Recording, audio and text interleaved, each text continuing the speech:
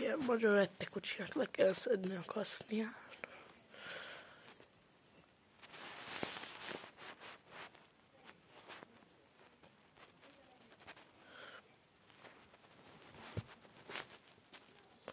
Ezt egy kicsit macerásra rakni, úgyhogy mindjárt jövök.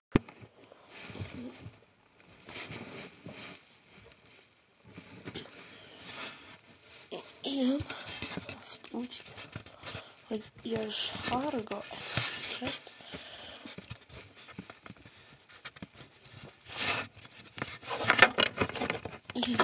ott be kell vigyeszteni, utána így erre rá kell pakolni, és